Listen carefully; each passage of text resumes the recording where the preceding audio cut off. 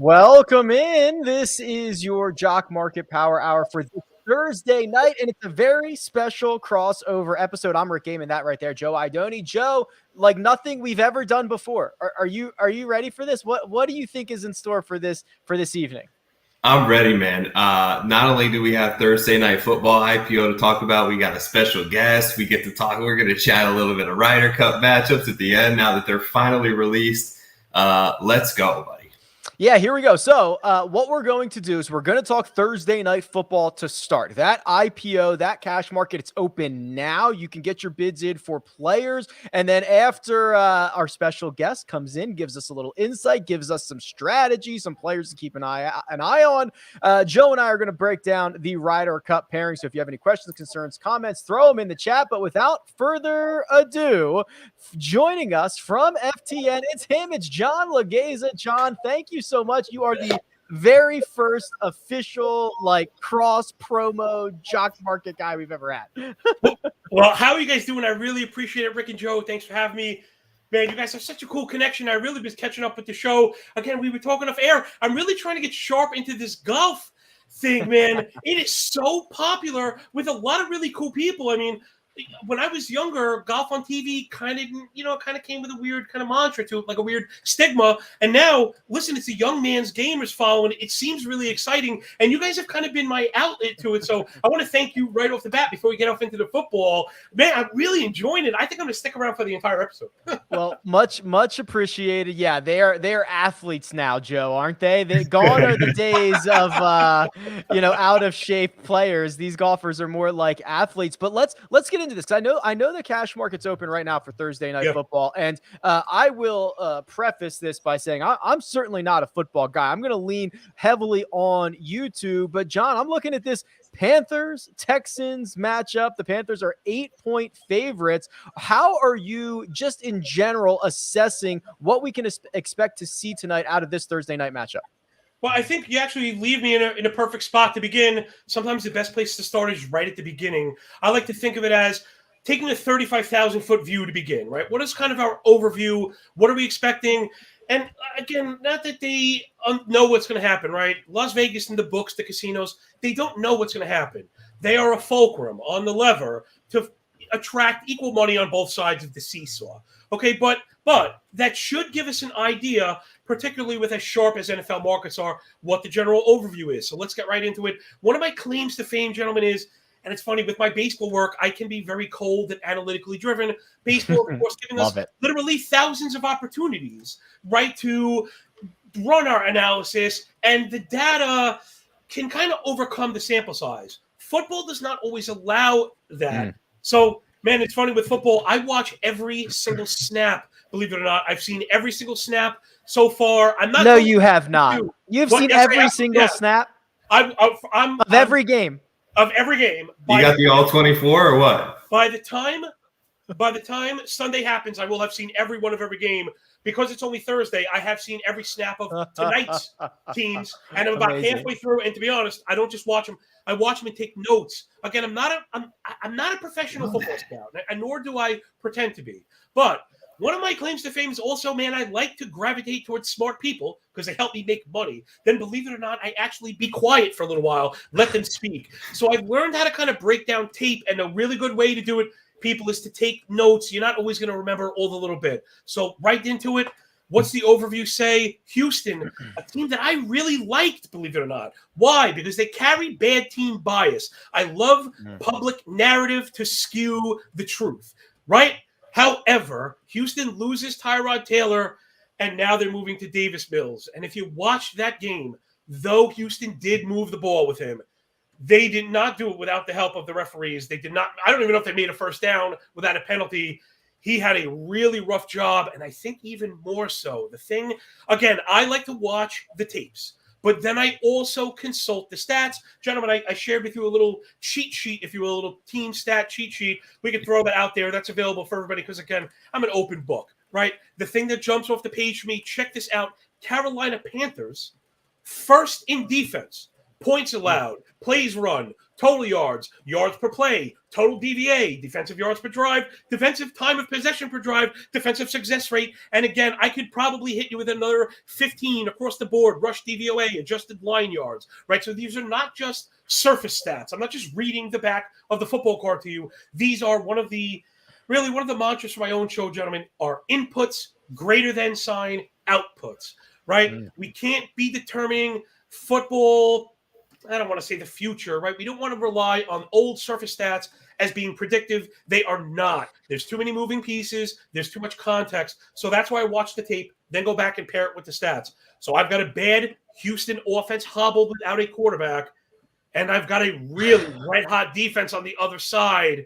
This one looks like it's going to get really ugly for Houston. I'm not going to get cute with them at all, Joe. I know people like to hear that, well, Brandon Cooks has been very good. Well, Brandon Cooks had an NFL quarterback throwing him the ball and was getting some protection against defenses that were not great up front. If Carolina runs the kind of creative defensive schemes we've seen, they are going to be a handful, an absolute handful for the Texans. And then when you flip side, here's some caveman analysis. CMC good, DJ Moore good. You know, the Panthers even I know that those guys can get the job done. Everybody knows that, and that should be just enough.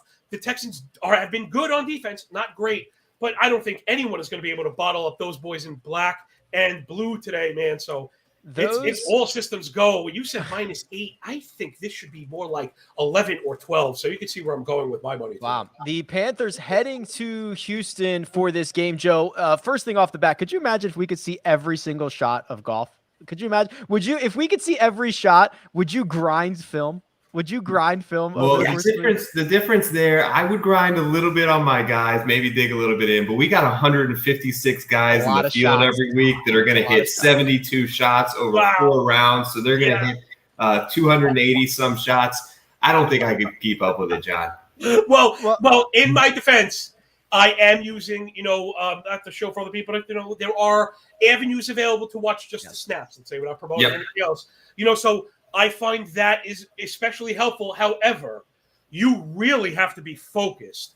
You cannot take your eyes off it. You cannot put your notebook down because you miss an entire drive, throwing off the context with which, like the entire point of, like I was saying. So it sounds a lot more fun than I thought it was to begin with. I could see how I could get into that eventually. Joe, you heard John's assessment of this game. You obviously, I'm biased to the PGA cash markets. I know you dabble in all the cash markets on Jock Market. When you see a one-game slate, right? One game, there's wide receivers we've got to consider with upside. There are running backs with upside. We've got a rookie quarterback making his first start. When you start to take what John just told us and translate that into how this might play out in the Jock Market, what are the things that you're starting to see with, 45 minutes to go until we kick this thing off?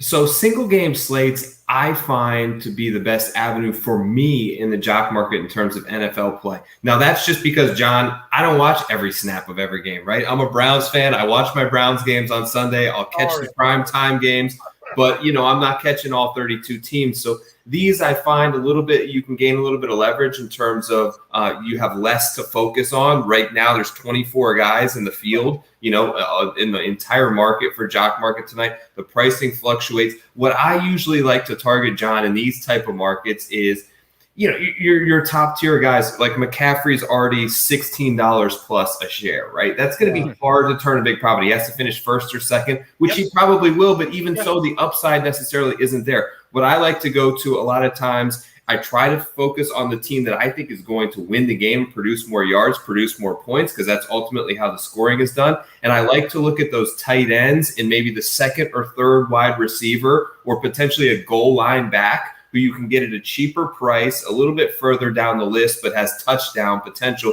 Because what I see in football that's different than golf is you get these big jumps up the board, right? If you have a guy score a 40-yard touchdown, all of a sudden get 10 points, he can go from 14th all the way to 3rd, just like that, and vault up the leaderboard quickly. Are you seeing that, John? Are you seeing that most people are investing their hard-earned dollars in quarterbacks and star skill players? Is there a lack of market for second and third wide receivers, for tight ends? Is it team dependent? What do you generally see when you're in the Jock Market? Well, man, I think part of what I love so much about it is it's unpredictable. And, it really is a place where sharp players are playing. And I'll give you a perfect example. For DFS, which is a fun game, and I get it. I get people love it. It's fun. But those prices are posted. The price is dictated to you. Everybody gets to stare at it, and then everybody goes after the same price.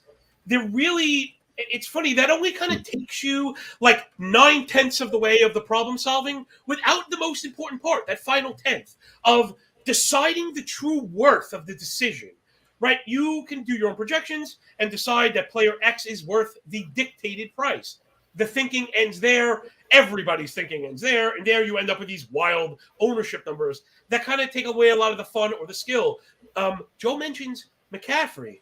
Mm-hmm. This is where this game is so interesting because he's going to be priced up to a point where you have to decide it's not worth it anymore, right? Unless people, I don't know if they're familiar, the top player will get $25 per share. He's already at 16. So he is already looking at kind of a deflated potential return in the best case scenario. I think you have to let that go. You have to let other people chase that. And that's what I love about it. In DFS, everybody wins together on that dictated price. In Jock Market, not the case. I chase it up to point X, then I let it go, and you can have that. And I think Joe's line of thinking is extremely sharp, looking for the other routes. I think particular where he's getting at is touchdowns, right? Yeah. Touchdowns are everything, and a good place to get them are with tight ends. And I think in particular today, that's where I'm looking. Let's look at this just a little bit. It is a little bit early. However, I would probably assert defensive statistics stabilize a little bit sooner than on the offensive side.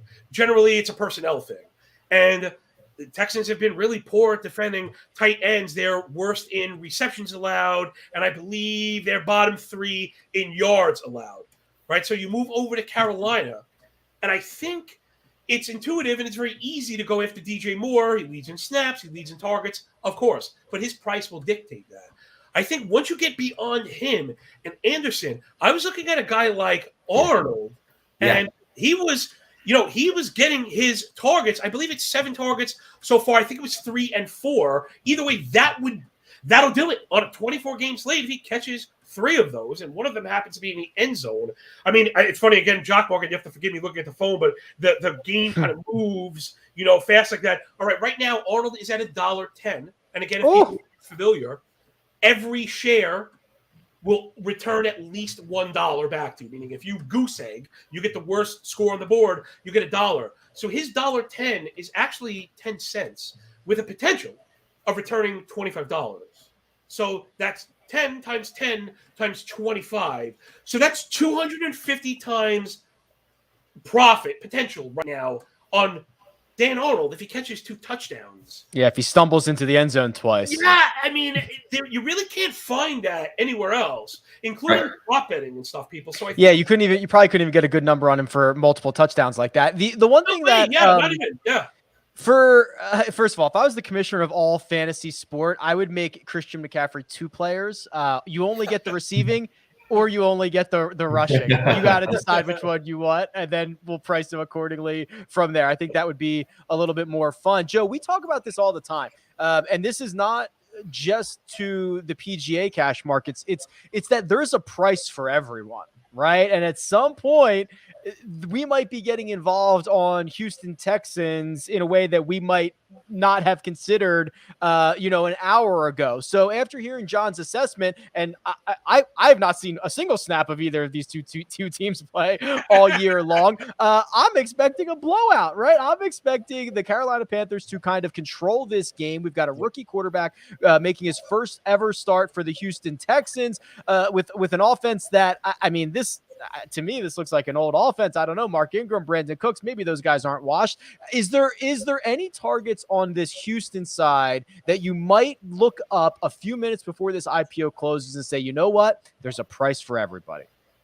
Well, the one thing, Rick, is particularly in these single game slates, quarterbacks do pretty darn well. Like even Monday nights, Jared Goff scored really well in the Jock Market. Look, Davis Mills is 1/6 of the price of Sam Darnold right now.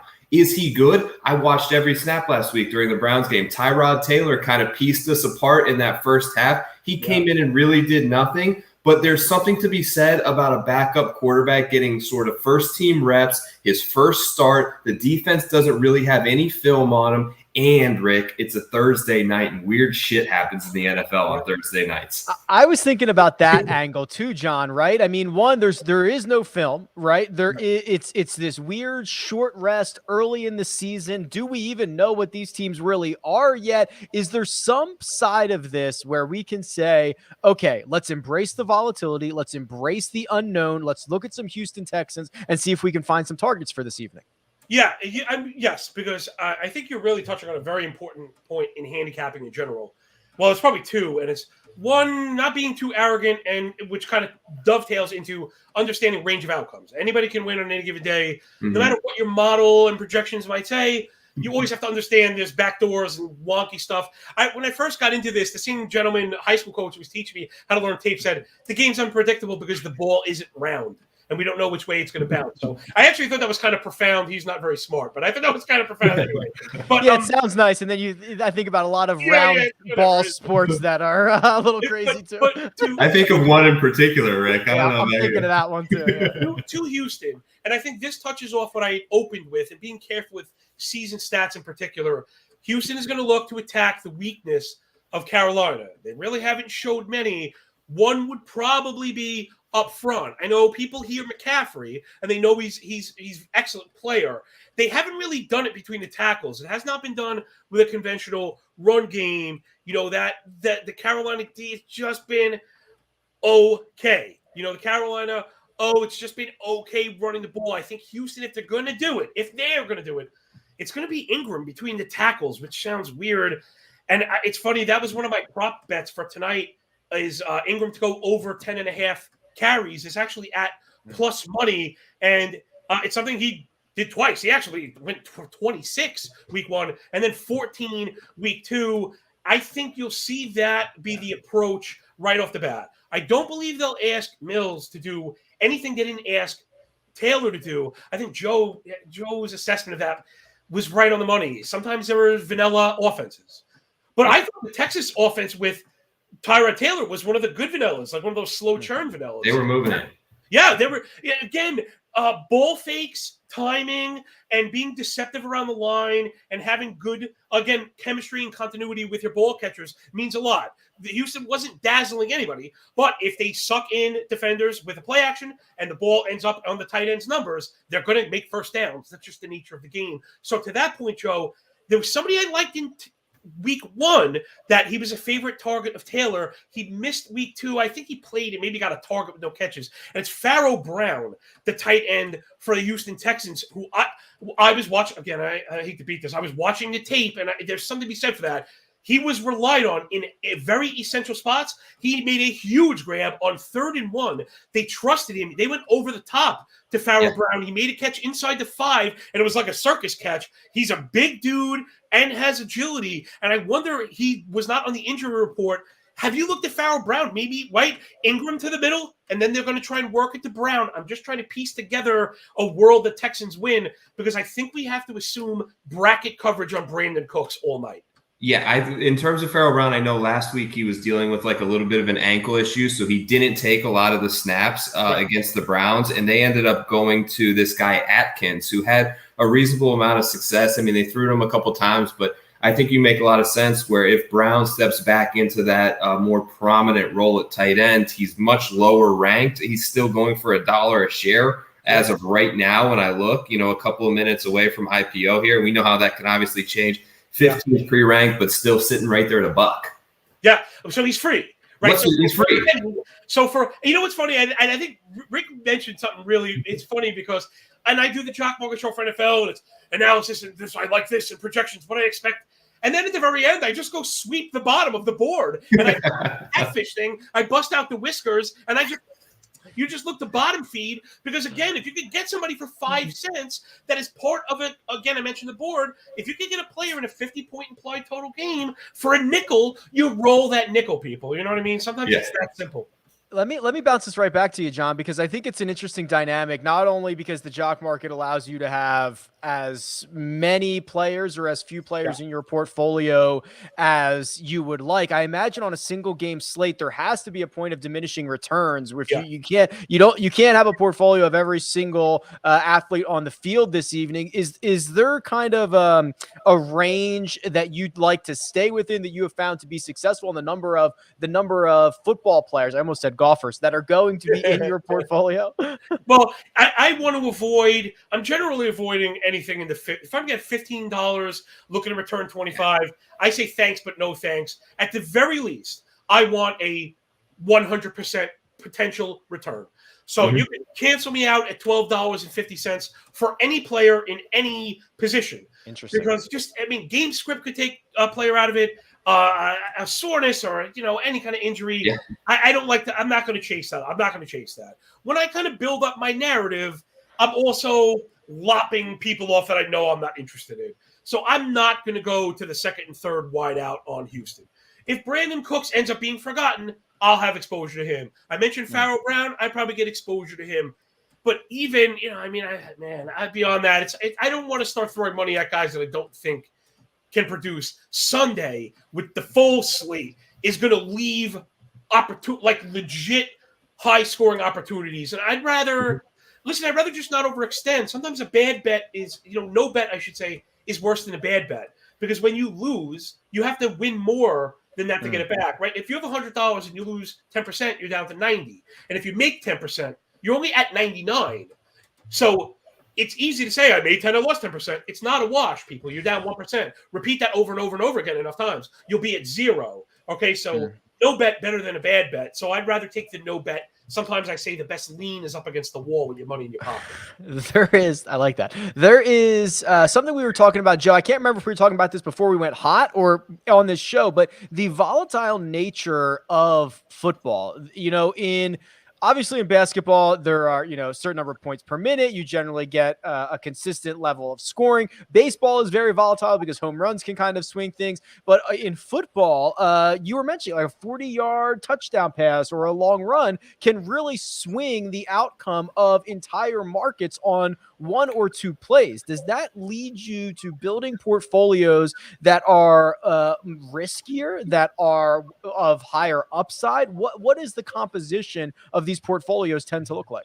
I think that with football, you can pay, and it's easier to do with one game, of course, than an entire slate of Sunday 1:00 games, but you can really kind of, like, the beauty of jock market is that once the game kicks off or once the first ball is hit down the fairway, you can still play, right? It's not like DraftKings. It's not like your betting tickets where you're dead. So if you can kind of get a feel for the rhythm of the game, if one team is down by 14, like if Texans get down early, they're probably going to have to pass a lot, right? Which gives you opportunity to maybe try to get some of these receivers. Maybe you get Davis Mills because he threw an early pick and you can get him at a good price.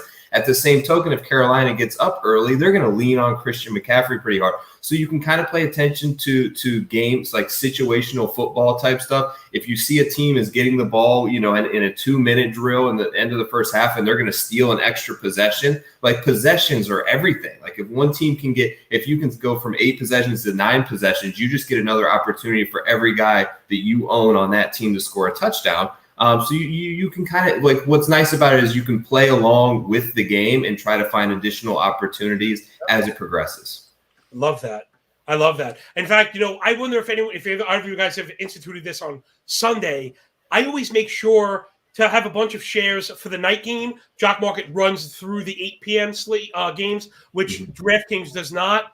And since it's based off projections, those players are going to be wildly inflated. So here's a little profit tip for the cheapskates out there like me with, really short arms but deep pockets. Buy the cheapest player in the night game, and you could sell it for double at 4 p.m. every week. Just because. Wow. Okay, yeah. I'm taking notes. I'm taking notes right now.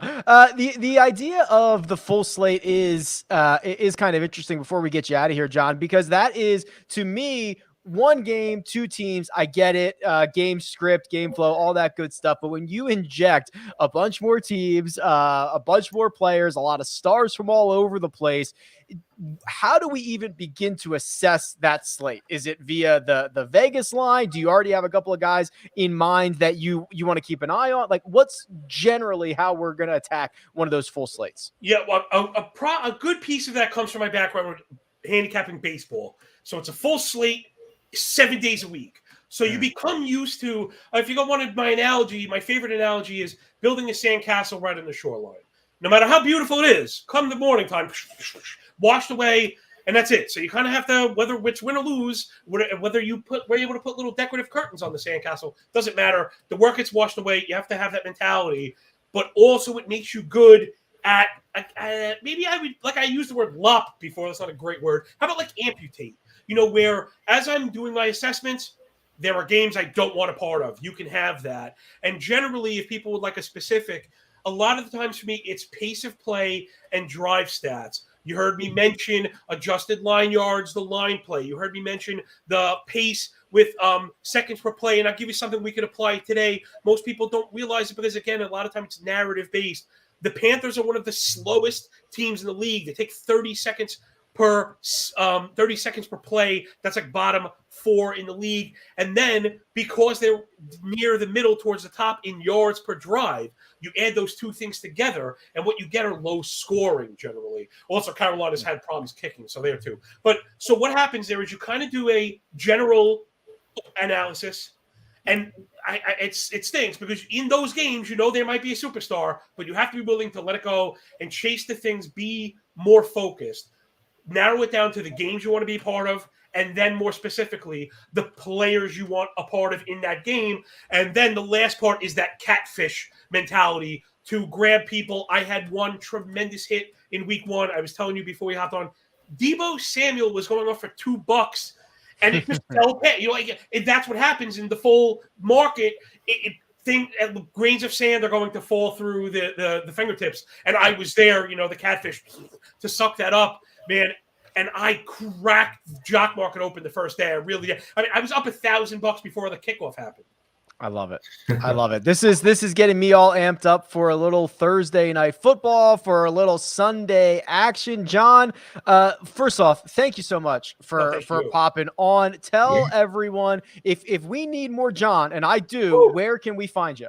Oh, man, if you want more, there is plenty on this wonderful place called the internet. Go on Twitter at MLB Moving Averages, but also NFL Moving Averages. My name is John Laghezza, Laghezza.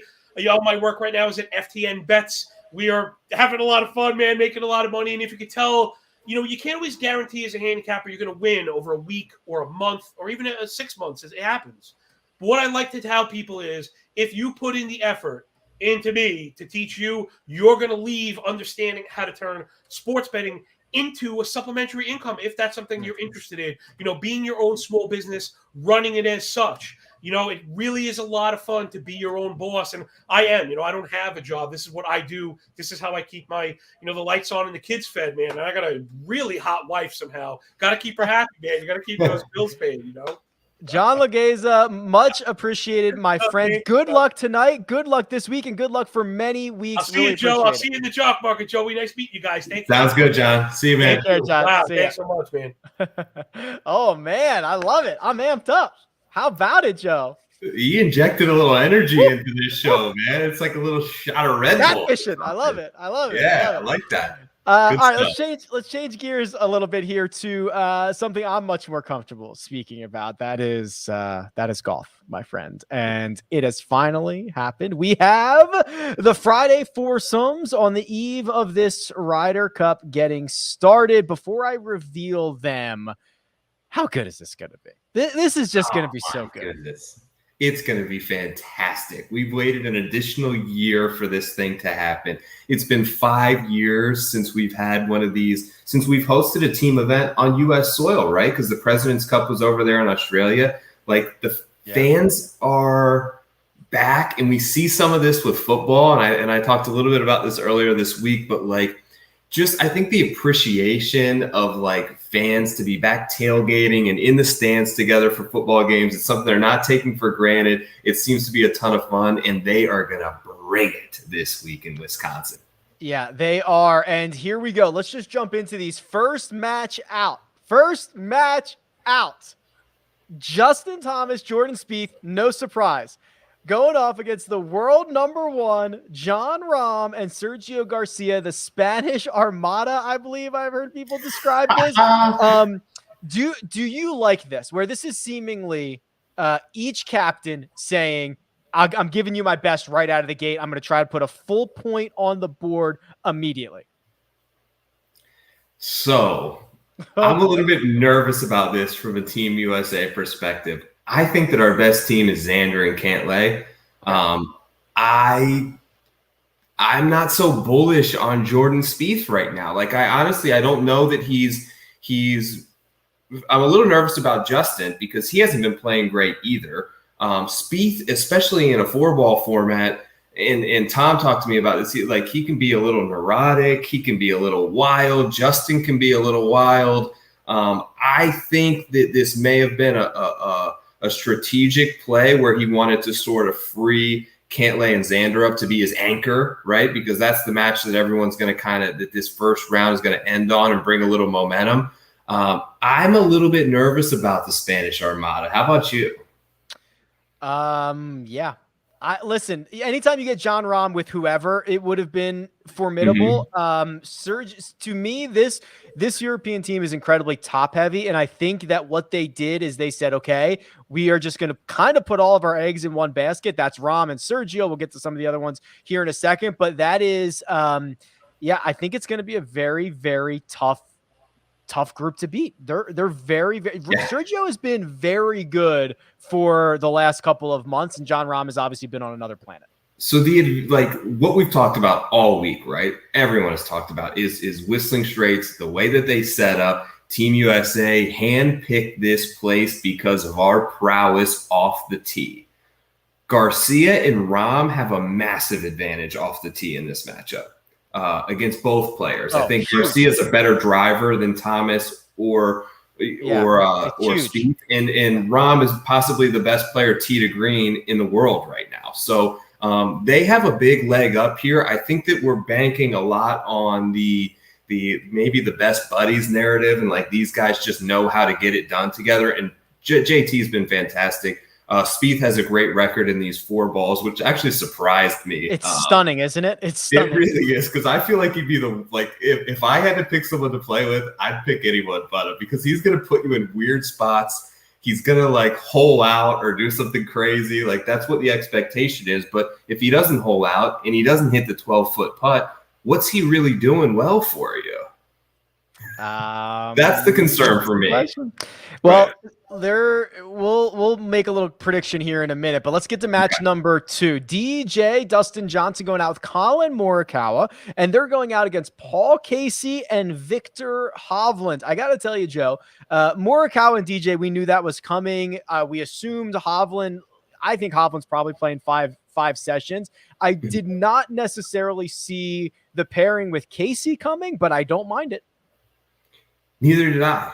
I don't mind it either. I think that they have 5 guys off the tee who are really set up nicely for Whistling Straits, and it ends at Sergio, right? So this is another matchup with 2 of those 5 guys, and then I think the other 7 on their team are at a little bit of a disadvantage when you get to Fitz, Hatton, Westwood, Fleetwood, Poulter. I think that's where we're going to be able to play up sort of the distance narrative.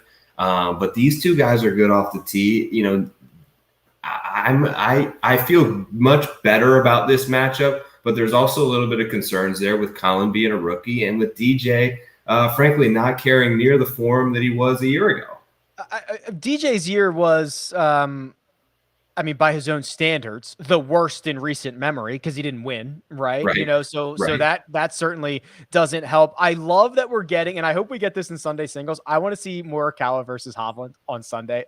Please. Give me that. We get the 2 rookies the two rookies being paired with veterans. And that's something you're going to see a little bit later from the Europeans as well.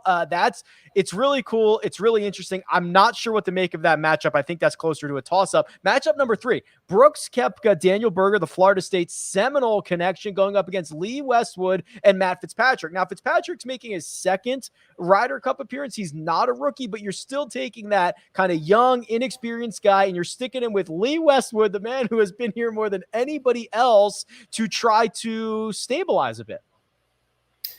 This is a win for Team USA, right? This is a win. One would hope so. This has got to be a win. And I saw the odds, and this is the most that they're favored in any matchup. The early odds from Caesars that you put out, and I think it makes a great bet. I think Brooks is ready. I think Daniel Berger is taking this thing very seriously, and he's been prepped for it. They both. It's like one of the few guys that Brooks is kind of cool with. You know what I'm saying? Like they have a Florida State narrative. They play together quite a bit over there in Jupiter. Like the girlfriends are very close as well. Like they're cool with each other. So I think this will be a good, comfortable matchup for Brooks. I think that he is ready, and I think that Strick's going to lean on him. This is the only matchup. Well, I shouldn't say that. This is the matchup where the Americans are the biggest favorites against Caesars. I don't know, about an hour or so ago, released the odds on this. They might be moving pretty quickly, but as when they first came out, Koepka and Berger -120 over Westwood and Fitzpatrick at +160. How many matches does Brooks Koepka play in this whole Ryder Cup? I think it's going to be 4. Ooh. I would love to see him go 5. It's probably, I was going to say 3, but the fact that he's going out first, I think it's going to be 4 now. But I think if he's healthy, you know how I feel about Brooks, right? I think you might be the wrong guy to ask about this. I think that he's one of the top 4 players on our team, and I think that you play him. If you're trying to win this thing, you play your best players as much as possible, and you're not worried about hurting Harris English's feelings along the way. Yeah, I was thinking 3, 1 each day, and then single. Well, 1 each day, I guess, is what it would end up being. But we'll see. I'm excited about that. I think that's a wild card team right there. That could kind of swing things for me. And then finally, the anchor match on Friday morning. Patrick Cantlay, Xander Schauffele, the team that Joe said is the best team that we have, going up against Rory McIlroy and Ian Poulter. So this is one of Europe's best in Rory, getting paired with a very vocal, emotional Ian Poulter, who has shown up time and time again at the Ryder Cup. Cantlay and Xander, small favorites. They're -111 to Poulter and Rory's +145. So I guess they're actually decent favorites. Yes. I love this Team USA team. I think that this is going to be the reason that we win the Ryder Cup, is ultimately because of these two guys. I think they're going to play a ton. I think they're going to go out in strong matchups.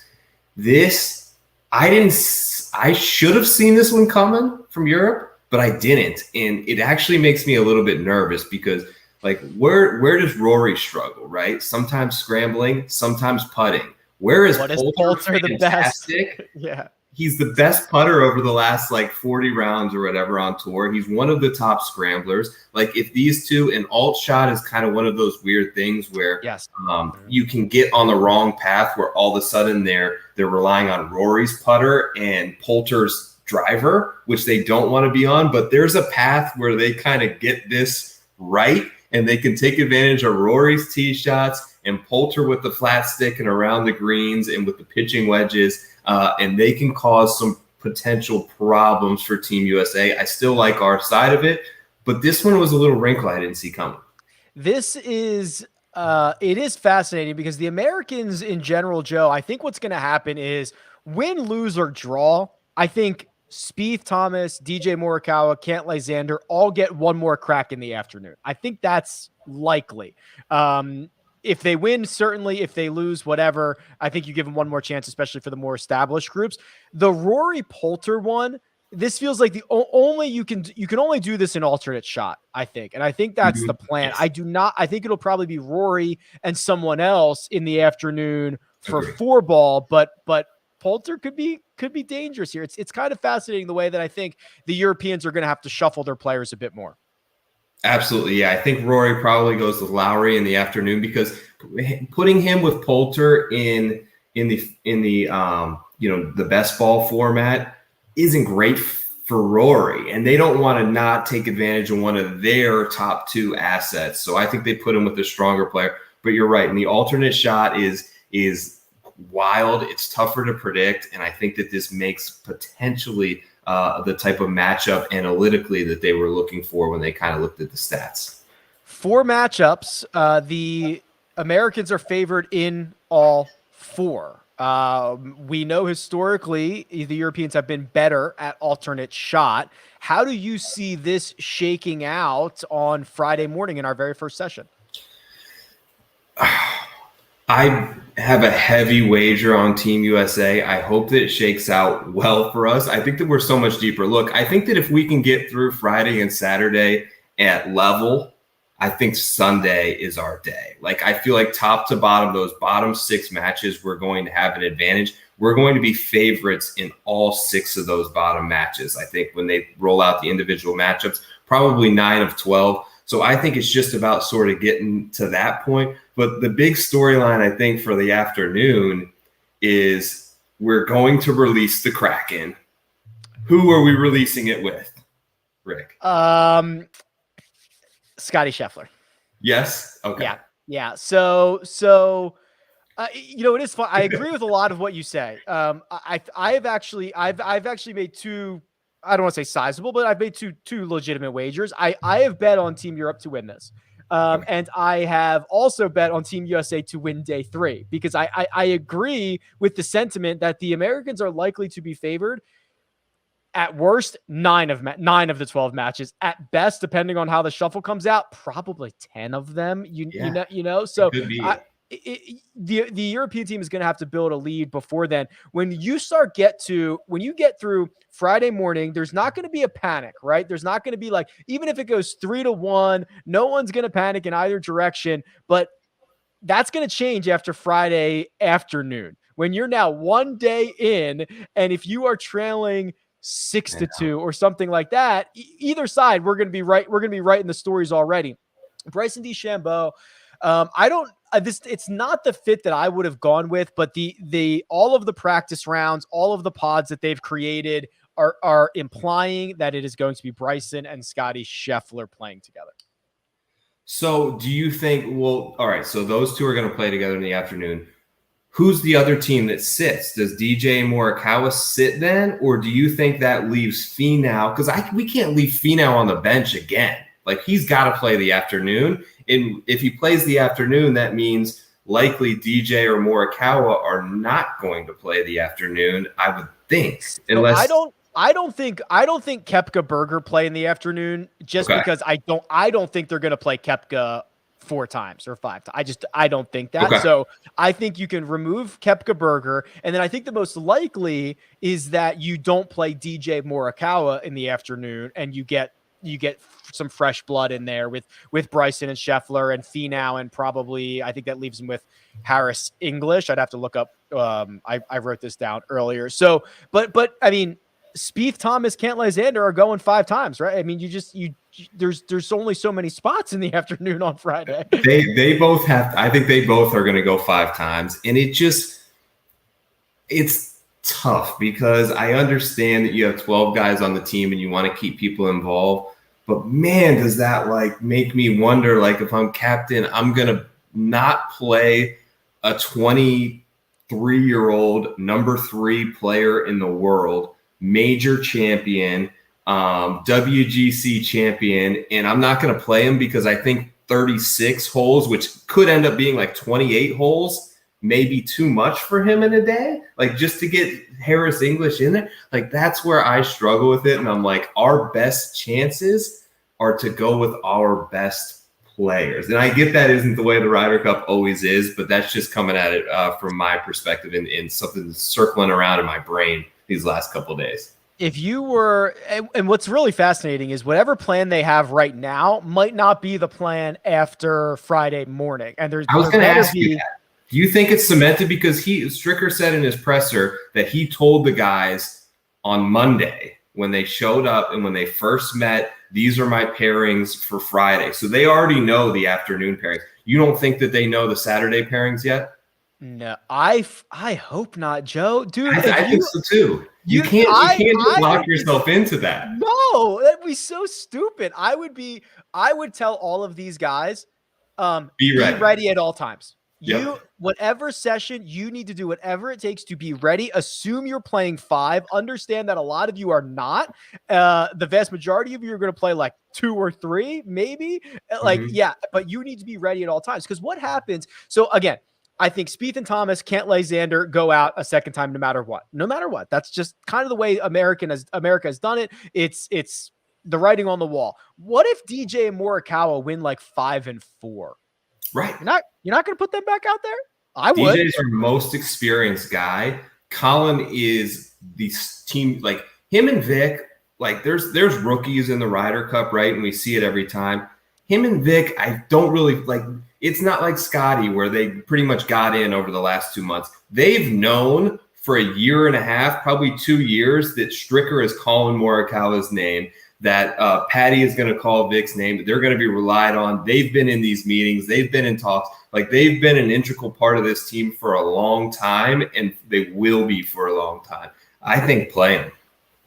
I think it is a huge mistake to already be cementing guys into certain spots after a few sessions ahead. There's going to be weird stuff that happens tomorrow morning, Joe. There's going to be weird stuff and you're not going to know. Or even like, if you're down, what if you go 1 and 3 in the morning and now it's like maybe I got Harris English out there still? Right. Do I run? I love Harris English. Am I really going to run out Harris English and Tony Finau instead of DJ and Morikawa? I can't imagine that. So I really hope it's not cemented. Speaking of weird and quirky things, give me an odds percentage that we see Brooks and Bryson in the 0. I thought you were going to say that. I think everybody's saying that. But it makes so much sense in best ball. They're going to make birdies. One of them is going to make a birdie on every hole. Like, if they can just go out there and smash driver and, God, imagine how everyone sitting in the United States right now rallies behind this team if they go out and Bryson drives the first green and birdies it and they fist bump and grab the flag out. Like, the whole country would go nuts. I hope I am very wrong. I need to see this like I need oxygen. Okay. I hope I am wrong, but I just think, and of course, the best ball, the 4-ball format would be the way to do it. So these guys don't have to play each other's golf ball. They're basically not even, they're just playing the same hole at the same time. Both go out there and try to make they're not even really playing together. That would be the time to do it. And it would be definitely a rallying cry. It would be a big moment. Maybe you keep that in your back pocket if you need a spark. I don't know. On Saturday afternoon, maybe. You start to read the quotes and the tea leaves, and there is just, I don't think there's any way these two guys play together. What I think is going to happen. So you heard Bryson say something fun's coming.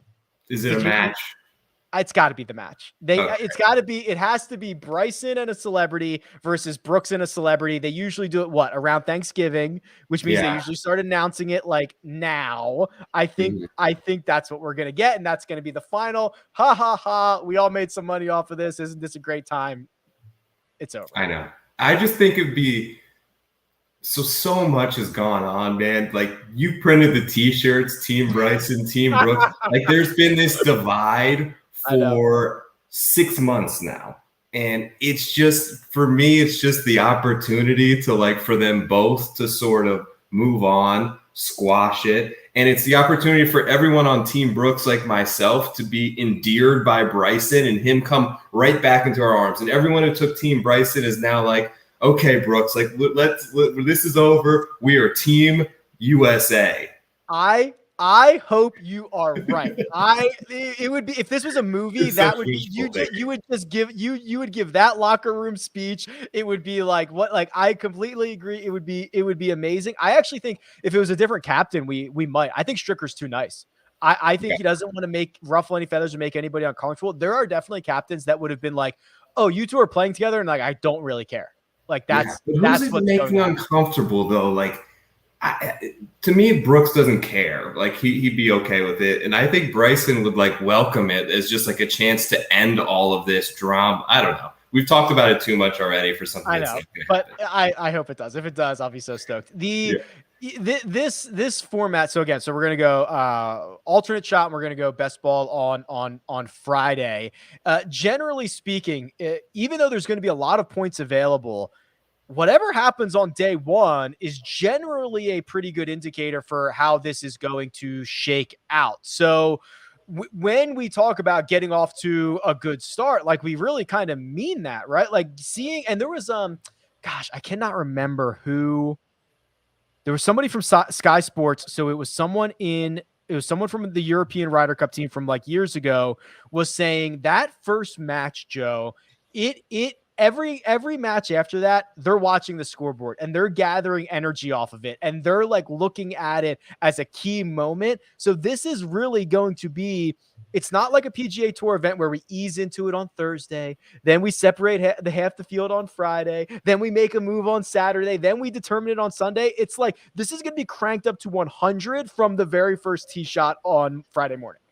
Yeah. And you see that based on the Sunday pairings when they come out, right? Like we aren't saving, neither captain is ever going to save Cantlay v. Rahm for the last match. Like they're going to go out first. Rahm's going to go out first because the fact if Rahm puts a point on the board, everyone sees that. It gives a shot of adrenaline to everyone still out there on the course, just like when we put JT or Tiger out there first in so many Ryder Cups. So yes, the very first point of this thing is important. Interesting, like I think in Paris we were up 5-3 after day one, and they totally flipped it on us from there. So we can see that flip. I think that if you're trying to bet Team USA at this point, I think laying the 2-1 is not the move. I think there's other avenue and betting markets out there to sort of take this thing on, whether you try to predict the winning score margin, you wait a little bit and try to get it live, you just play Sunday. The value right now in just taking to win the trophy is on the European side, and I understand that. But there's ways out there and plenty of sort of props and specials and different ways to attack this thing. Yeah, I don't like the exact score, but the winning margins are cool. I like 1-3, 4-6, or whatever. That's how I bet it. Yeah, if you think the there's kind of two. So if you think the Europeans are going to win, you can get a better number if you think they're going to win 1-3, which is, you can't imagine the Europeans, if they win this, are going to blow the Americans out. So you take 1-3, that's 4-1. Or you could make the case that raw talent prevails and the Americans run away with this thing and win it by like 6 points, and that actually gives you a lot of value as well. So I mean, there are definitely some intriguing ways to wager on this. It's essentially our Super Bowl. Yeah, so basically what I did is I combined the USA to win by 1-3 and by 4-6, and you end up, when you combine the two, you put the same money on them at around plus 152 when you combine those two. So you're still at plus 1.5x versus laying 2-1. And you're just kind of rolling the dice that we don't boat race this thing. But, I look at since 1985, we've never won by more than 6 points. So it's not, I don't feel like it's that likely that we get out to this massive run and go and win this thing by 7, 8, 9. But I also feel like if you kind of get a vibe early on, like if we're going to win by 7 or 8, you're going to know about halfway through that this thing's over. And then you can sort of hedge yourself out from there. Oh boy, I cannot wait for this. Anything else? Is there one? So I talked about Morikawa and Hovland. Is there one? Let's assume we are all tied going into Sunday. Is there one match you need to see on Sunday? God, I hope that I Cantlay Rahm to me is going to be, I hope that that's the guy. I think Cantlay wants it. I think that Patrick is a dog, man. And in his mind, and he's not right, but in his mind, he's got Jon Rahm's number. Right. That's his mentality. And I think he's not bashful about it. And I think he's open with Stricker. Like, I want Rahm. I'm going to be our guy. And I think that's the one, how they kind of dueled down the stretch. And Patrick has such a unfazed, attitude. I'm excited for that. I'm excited to see how they play this thing out with Brooks. I hope that he plays a lot. I think that he's going to be fantastic. And I want to see I want to see the Kraken get after it, man. I want to see him have 140 in on these par fives and get after that very first hole. Like, that's such a momentum swing. If he can get close to driving that green like he did in the practice round, the tee box is going to go bananas. It's going to be awesome. It really is. I cannot wait for it. We are hours away. By the time some of you are listening to this, it might be on. So, Joe, a lot of fun as always. That was a full show, brother. We did football. We did Ryder Cup. We are like expanding ourselves. This is kind of crazy. It was so much fun, man. We'll get back to the normal jock markets when the PGA Tour season returns. Is it we got next week? Yeah, Sanderson Farms next week. Beautiful. Great. Can't wait. Which, by the way, I should probably plug. Use the code POWER if you want a $50 deposit bonus. If you're going to play football, if you're going to play golf, if you're going to do whatever you want, use the code POWER. It's a $50 deposit bonus, a match. It's the best possible match that is available to you. Follow Joe on Twitter at TourPicks. You can follow me at RickRunGood. This has been your Power Hour for this football/Ryder Cup Thursday. Good luck, and we'll talk to you soon.